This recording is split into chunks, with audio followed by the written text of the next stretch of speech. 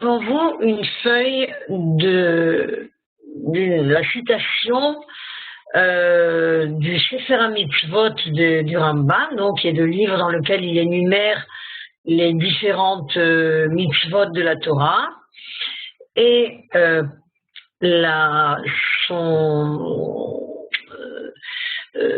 son approche de cette mitzvah est claire.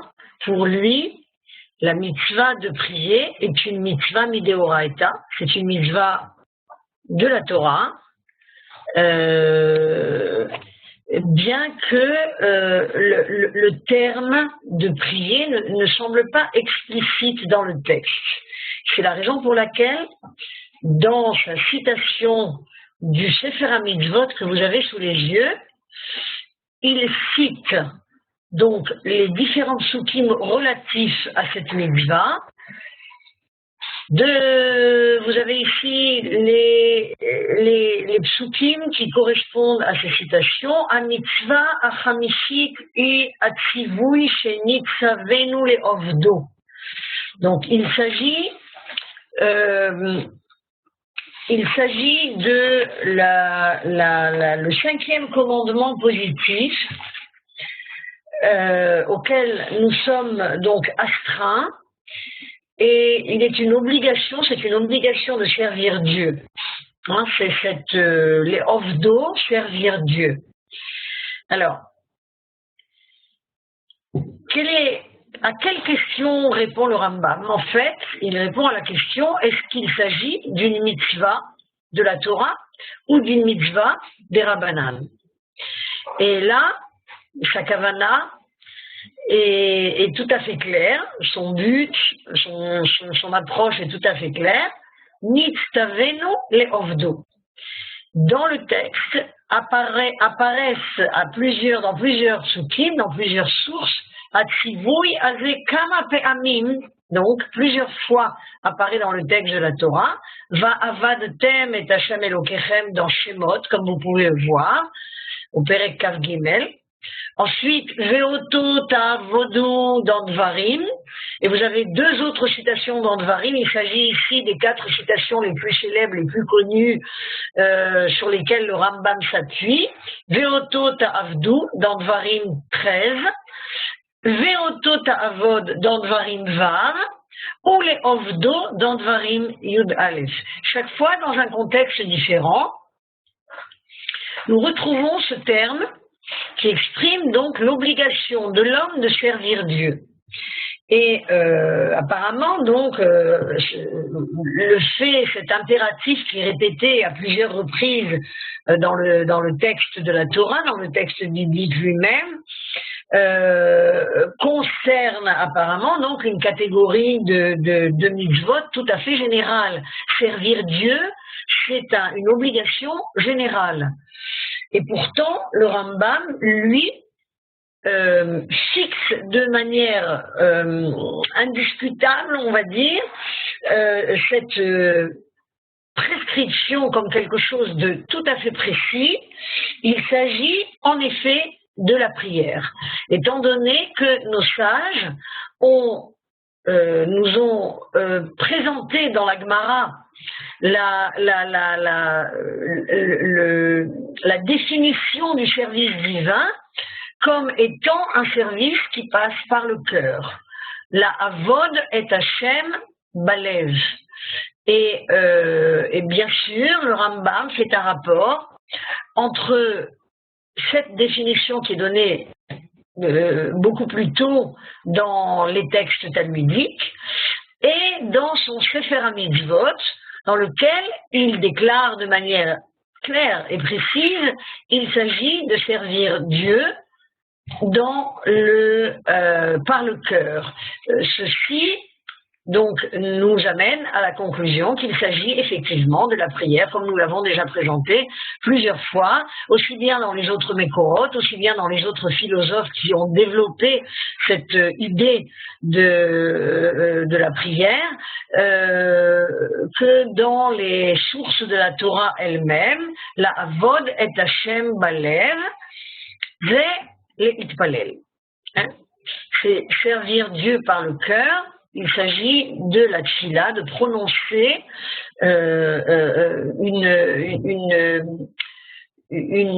un texte qui s'adresse à Dieu et qui s'adresse à Dieu quotidiennement. C'est-à-dire que le Rambam, bien que la Torah ne définit ni le temps, ni le lieu, ni le texte, ni aucun détail concernant ce service divin, le Rambam, dans ses Ilchot Tfila, chez les Torah bien sûr, dit que c'est un devoir de s'adresser quotidiennement à Dieu, même si le nombre de tfilot n'est pas précisé, même si le texte non plus est ignoré dans la Torah elle-même, et même si le temps, bien sûr, vous savez qu'il s'agit de ces trois éléments essentiels, même si le temps, le moment de la prière n'est pas fixé. L'important, c'est de s'adresser à Dieu quotidiennement, et c'est d'ailleurs dans ce chapitre-là qu'il est important de préciser que selon cette définition, la femme elle-même est aussi obligée, tenue de s'adresser à Dieu au même titre que l'homme. Elle doit prier autant qu'un homme, de la même manière qu'un homme, c'est-à-dire s'adresser à Dieu quotidiennement. C'est seulement dans les modalités, si vous voulez, de cette mitzvah que nos chemins vont se séparer et que la femme va donc prier d'une manière différente, à des moments différents et peut-être même dans certains textes différents, préférentiels pour elle. Donc il s'agit de s'adresser quotidiennement à Dieu dans est-ce qu'on peut déplacer cette feuille de Mekorot? Non. Je vous cite à partir de mon texte à moi. Chacun de façon individuelle. Pardon? N'est-ce pas? Je n'entends pas, Johan. De façon individuelle, chacun peut déplacer la feuille avec la barre qui est au milieu, entre la feuille. D'accord. Alors, je passe au deuxième paragraphe que vous avez donc entre les mains, sous les yeux. Ve'af alpi sheze hatzivui ou gamken min hatzivuyim aklaliyim, c'est ce que je vous ai dit tout à l'heure. Il s'agit en fait de commandements, on va dire, de catégories tout à fait générales des mitzvot. Eh bien, comme il est expliqué précédemment dans le Sefer HaMitzvot, et ici il précise qu'il s'agit de la mitzvah numéro 4, alors que dans la Tfila c'est la mitzvah numéro 5, il y a dans cette définition précise, Yeshbo Yichud, il y a en quelque sorte le but de déclarer Dieu comme étant le maître du monde et de le reconnaître en récitant la tfila. Et c'est ainsi que ce paragraphe se termine Kihu Tzivui à la tfila, pour le Rambam, lorsque nous prions, nous déclarons l'unité de Dieu, la particularité de Dieu, l'autorité, la souveraineté de Dieu dans le monde qu'il a créé. C'est ça qu'on appelle le Yichud. C'est ça la Meyuchadut, la spécificité de la prière qui aide l'homme à trouver les mots, à réciter plus exactement les mots, puisqu'il n'invente rien, à réciter les mots qui vont l'aider donc à proclamer l'unité de Dieu et spécifier la présence divine dans ce monde.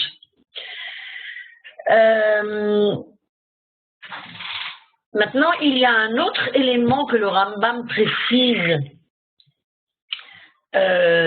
par rapport à cette définition qu'il donne, dans ce contexte-là de la définition qu'il donne, les ovdo, zotfila. Comment est-ce que l'on peut servir Dieu, et en particulier avec son cœur? Eh bien, en priant. Et il y a ici une citation, Amru gamken ul ovdo c'est Talmud. Ici, il y a une question qui est soulevée, qui est intéressante. Est-ce qu'il s'agit de servir Dieu en priant, ou est-ce qu'il s'agit de servir Dieu en étudiant, en se versant sur les textes de la Torah orale, du Talmud, ou Mishnato shel Rabbi Eliezer bno shel Rabbi Yossi Aglili amru, minayin leikar tfila betor hamitzvot, mais mikan, de là nous étudions, de ce passouk-là nous étudions, dans Dvarim Vav, et Hashem Elokecha tira ve'oto ta'avod. Comment est-ce que, Behemet, nous servons Dieu? Pour servir Dieu, il faut une qualité, une vertu de base qui s'appelle la yira, qui s'appelle la crainte. Pour faire, comment est-ce que je peux exprimer cette crainte? Il ne s'agit pas d'avoir peur de Dieu, ni de son châtiment, ni de sa présence qui peut être effrayante dans ce monde, la révélation de Dieu dans son côté effrayant et son aspect de jugement de l'humanité. Il s'agit de la crainte qui consiste justement à reconnaître et à donner à Dieu notre entière fidélité et notre entière foi dans tout ce qu'il fait et dans tout ce qu'il nous demande. Et cette demande s'exprime bien sûr dans la volonté qui est révélée à travers les mitzvot. Et c'est la raison pour laquelle on dit « Et Hashem Elokecha tira » tu craindras. Comment? « Ve'oto ta'avod » en le servant. Alors, le service divin, c'est d'abord la tfila, c'est d'abord exprimé à travers les mots. C'est la raison pour laquelle, par la suite, donc vous regardez la suite du texte, « Ivdu ou betorato » servez-le par la Torah, par les commandements qu'il nous a révélés, qu'il nous a donnés dans la Torah, Ivdu benigdasho, klomar, servez-le donc dans son sanctuaire, klomar, itkaven elav, pense à lui, dirige tes pensées vers lui, itkaven elav, c'est-à-dire dirige tes pensées vers lui, vesim mataratra, et place ton but, ton objectif dans la vie, les utpalel bo, c'est-à-dire lui adresser tes prières, au nichecho, au fixer donc ton esprit par rapport à lui, avec lui, se brancher à Akadosh Baruch Hu, se connecter à Akadosh Baruch Hu, c'est ça, nichecho, comme si il était présent. Essaye de t'associer à sa présence, nochach veut dire présent, et donc en t'adressant à lui, et c'est de cette façon-là que l'homme apprend à prier selon le Rambam. Alors ici, il y a une citation du Sefer Melachim. Vous pouvez éventuellement regarder, je vais vous la citer quand même parce que c'est un passouk qui est très précis, enfin très court. Nous sommes dans Melachim Aleph, donc dans le livre des rois, dans le premier livre des rois, au Pérekret, au chapitre 8 et au passouk 23. Alors, dans ce passouk, si vous permettez, je vais vous le citer. Dans ce passouk, il est écrit ainsi Vayomar Hashem, Eloki Israël, En kamocha Elokim bashamayim mima'al ve'al haaretz mitachat, shomer abrit ve'achesed, la'avadecha, ha'olchim lefanecha, bechol libam. Je vous traduis, je préfère faire référence à la traduction biblique traditionnelle, parce que mon français n'est pas très recherché. Et dit, l'Éternel Dieu d'Israël, nulle puissance ne t'égale, ni là-haut dans le ciel, ni sur la terre ici-bas. Toi qui maintiens ton pacte, le brit dont on parle, ton pacte de bienveillance à tes serviteurs. Le terme en hébreu, n'est-ce pas, est shomer abrit ve'achesed, ton pacte de bienveillance à tes serviteurs. Et là, nous arrivons au terme qui nous intéresse le plus, lorsqu'ils marchent de tout leur cœur dans ta voie. C'est-à-dire, lorsqu'ils connectent leur esprit à toi, maître du monde, et qu'ils respectent ta voie, et qu'ils vont dans ta voie, c'est-à-dire le derech de la Torah, le derech que nous révèle la loi, à travers les commandements, à travers les mitzvot. Et donc, ces éléments suffisent au Rambam pour fixer donc de façon définitive que, à ses yeux, la Tfila est un commandement midéoraïta, c'est un commandement de la Torah, et donc tout le monde y est contraint, en dehors de toute contrainte du temps, du lieu, du nombre de tfilotes, du nombre d'adresses que nous exprimons vis-à-vis de Dieu. Ça, c'est la présentation, disons, on va dire, par rapport au côté législatif de la mitzvah ou de la loi. Alors, nous allons essayer d'expliquer un petit peu plus au niveau de la pensée. Quelle différence y a-t-il? Quels sont les points marquants dans la théorie, dans la thèse que présente le Rambam?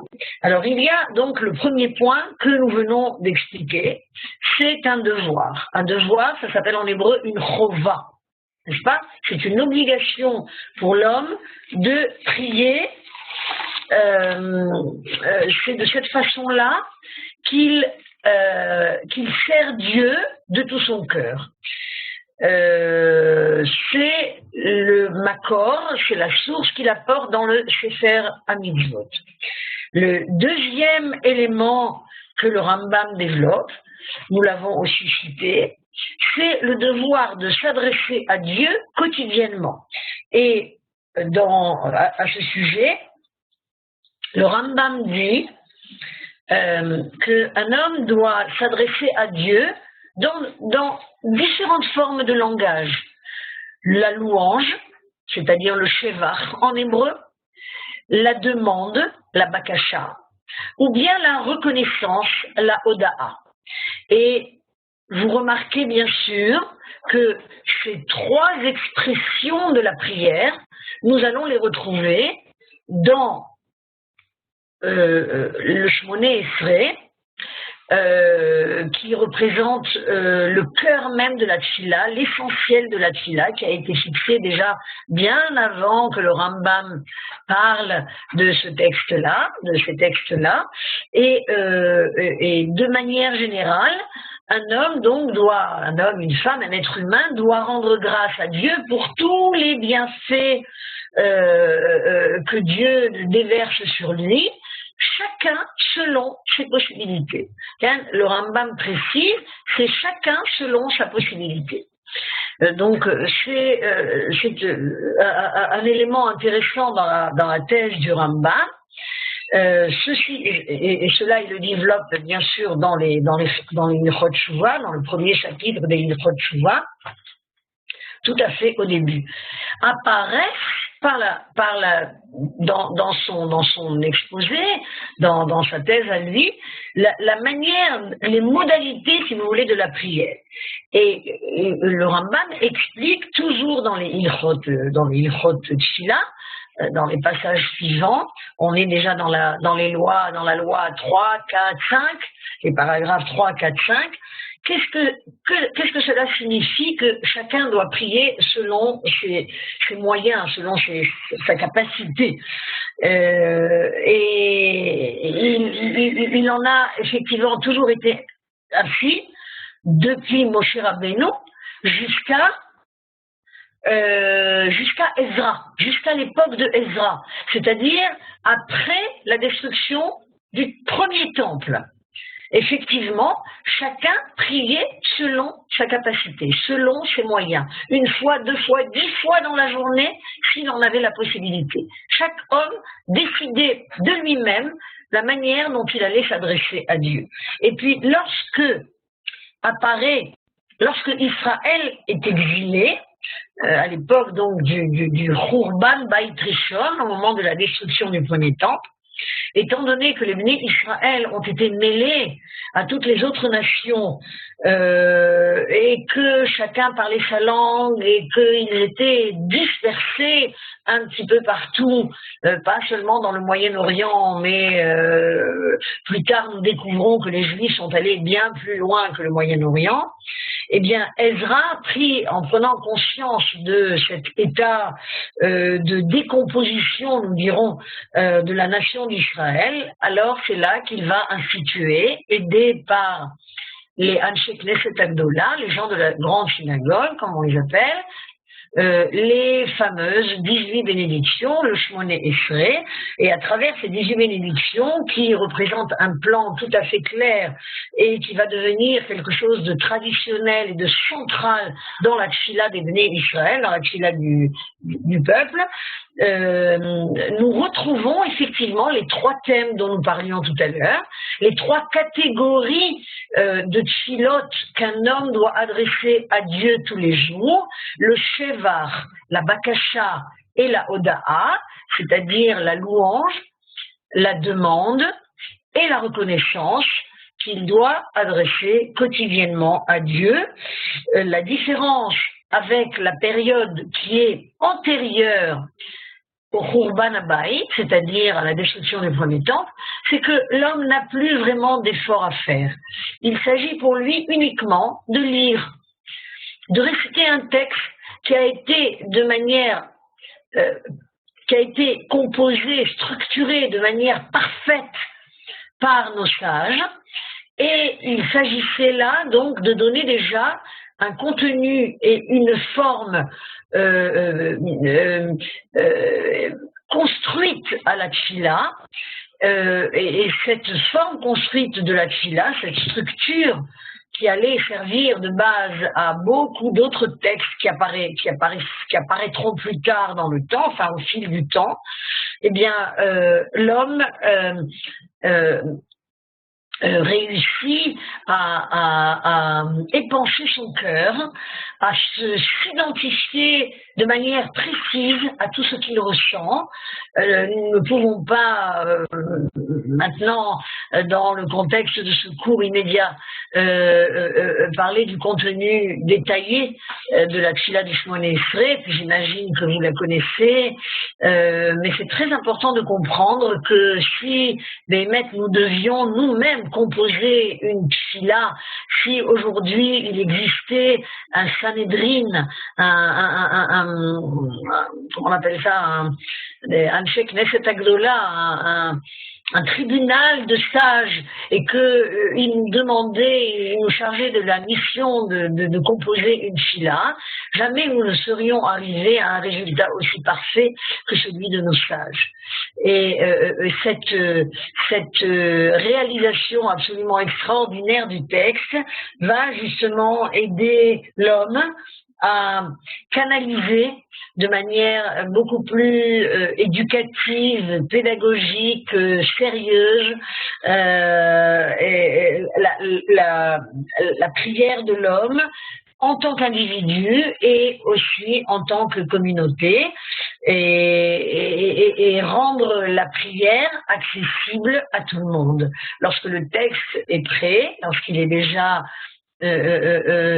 structuré et présenté de façon claire, eh bien, il devient accessible à tout le monde. Et le Rambam, donc, considère que toutes ces formules liturgiques qui apparaissent dans le texte permettent, dans les bénédictions, dans toutes les tfilot, dans toutes les prières en général, permettent de créer bien sûr un ordre tout à fait clair dans notre tête, pas seulement dans un sidour, mais dans notre tête, et à partir de cette structure de la tfila, eh bien on va pouvoir fixer le nombre de tfilot qui doit correspondre au nombre de korbanot.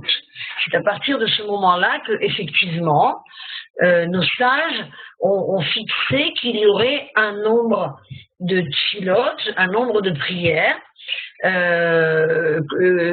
quotidiennement récités en fonction des corbanotes, puisque les corbanotes, en fait, avaient quelque part le même but que la tfila, c'est-à-dire créer, établir une connexion avec Dieu de manière beaucoup plus spirituelle, beaucoup plus émotionnelle et sentimentale même, et que le korban lui-même qui apparaît comme quelque chose de trivial et de tout à fait, comment dire, en dehors du temps, si vous voulez. Là, les Chachamim décident justement de transposer cette prière dans des temps fixes qui vont nous faire, à la limite, même mieux intérioriser ce qu'étaient les corbanotes eux-mêmes. Il ne s'agit pas ici seulement de textes de tfilot, mais il s'agit aussi de mieux comprendre en quoi consiste ce rapprochement avec Dieu qui va nous permettre de mieux formuler, de mieux déclarer cette profession de foi qui consiste à proclamer donc l'unité de Dieu dans le monde. Alors si vous voulez, en créant ces textes-là, nos sages nous ont aidés à mieux comprendre quel était le but des corbanotes eux-mêmes, de ce rapprochement que nous devions établir, de cette relation que nous devions établir à travers les sacrifices et que nous faisons ici à travers les mots. Ensuite, il y a une quatrième idée que le Rambam développe dans sa thèse. Quel est le véritable but de la prière pour le Rambam? Il continue de l'expliquer dans d'autres mécorotes, et là on touche davantage à sa fameuse œuvre du Moré Nevuchim, du guide des égarés, et là le Rambam explique que le but de s'adresser à Dieu quotidiennement et de réciter des textes qui sont déjà fixés, qui sont déjà structurés, qui sont déjà formulés dans un langage accessible à tous, même s'il existe bien sûr des difficultés par rapport au temps, par rapport à la communauté, par rapport au lieu où nous nous trouvons. Il n'empêche que le texte lui-même a un but tout simple aux yeux du Rambam, et en vérité, on peut se permettre même, c'est ce qu'explique le Rambam dans le Moré Nevuchim, on peut appliquer cet enseignement pas seulement par rapport à la mitzvah de tfila, de prière, mais quand il s'agit de la loi en général, et même dans sa forme la plus pratique, tous ces commandements n'ont d'autre but que de t'exercer, de t'habituer à pratiquer la Torah de manière la plus naturelle possible. Intérioriser la Torah, la vivre, pas seulement comme un geste, pas seulement justement à travers une seule pratique, mais en la vivant de manière à comprendre sa profonde signification. Et lorsque nous nous exerçons à nous occuper de choses spirituelles, eh bien, nous évitons de nous occuper de choses futiles, des choses mondaines, comme dit le Rambam dans le texte qui a été traduit par le Rav Munk. Le Rav Munk utilise le terme de mondaine, c'est-à-dire de choses futiles, de Hevel Havalim, et nous retrouvons cette, si vous voulez, cette directive très importante des mitzvot en général et de la pratique de la mitzvah qui est une mitzvah fixée dans le temps et qui oblige l'homme quelque part à se concentrer sur ce qu'il fait pour s'associer à Dieu spirituellement. Nous retrouvons cette valeur éducative profonde qui va nous aider, bien sûr, encore une fois, à développer notre émouna et à comprendre que Dieu, dans sa présence auprès de nous, nous accompagne dans tout ce que nous faisons, aussi bien de façon pratique que de façon spirituelle, profondément ancrée dans notre esprit et dans notre pensée, je dirais plutôt. Donc, la Tchila a un but qui est un but éducatif. Un but éducatif et formateur par rapport à la foi de l'homme envers Dieu et la crainte qu'il doit développer, comme nous l'avons cité tout à l'heure dans le premier texte que je vous ai lu. Le dernier point dans lequel le Rambam rejoint justement la thèse de Rabbi Yehuda Halevi, l'importance de la prière en commun. Alors le Rambam, lui, enseigne que la prière collective, contrairement à la prière individuelle, est une prière qui sera toujours écoutée. Alors, il serait ici légitime de poser la question pourquoi justement dans la Hamida, dans le Shmoneh Esrei, le dernier passage des bénédictions intermédiaires se termine par la bracha, par la bénédiction Baruch Ata Hashem Shomea Teshila, qui écoute la Teshila. Alors, est-ce qu'il s'agit d'écouter la Teshila de l'individu ou seulement la Teshila de la collectivité? Alors, le Rambam, lui, a son opinion qui est tout particulièrement, enfin qui est très particulière à lui, et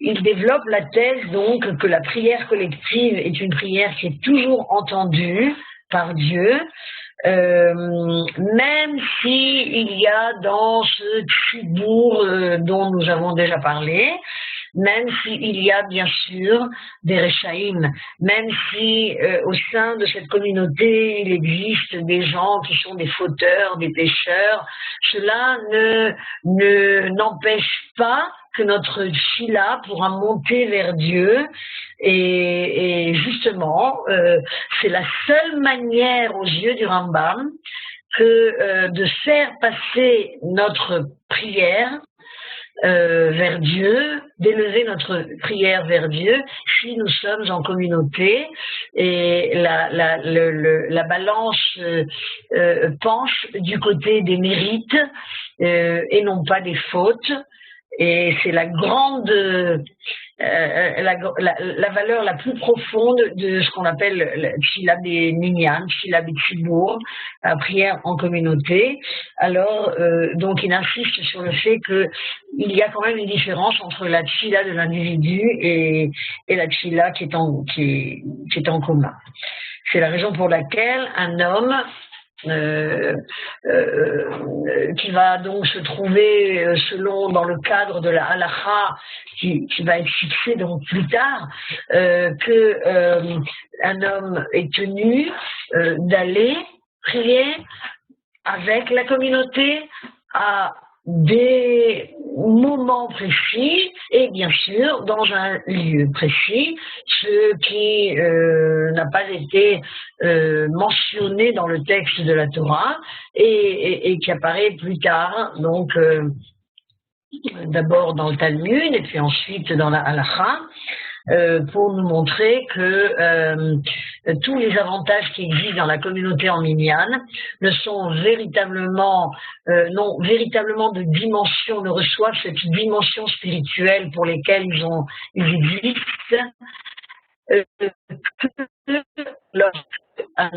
en tant qu'individu s'inclut à l'intérieur d'un tzibour, d'une communauté, d'un minyan, et réalise accomplit cette tchila dans les meilleures conditions possibles. Voilà, alors, en ce qui concerne, si vous voulez, notre étude du Rambam, c'est ces 5 points-là que je voulais développer avec vous un petit peu ce soir. La prochaine fois, nous comparerons un petit peu, enfin d'abord nous présenterons la thèse du Ramban. Lui, vous savez bien que tous les deux ne sont pas toujours d'accord. Et nous montrerons la différence de la thèse du Ramban de Nachmanide par rapport à celle de Maïmonide. Et nous continuerons d'approfondir cette étude philosophique par rapport au Mekorot. Voilà, j'en ai fini pour ce soir, Johan. Tu m'as entendu? Allô? Oui? Ok. Je sais pas pourquoi on s'entend pas là. Mais je préfère ne pas entamer l'étude du Ramban parce que après je peux pas m'arrêter. Donc je me contente aujourd'hui de la thèse du Rambam et la semaine prochaine, Bezrat Hashem, nous étudierons le Ramban. Toda Rabba. Merci beaucoup, Madame Arouani. Bonsoir et à la semaine prochaine. À la semaine prochaine, Shavuot Tov, nous tous. Shavuot Tov, Uvorach. Chodesh Tov.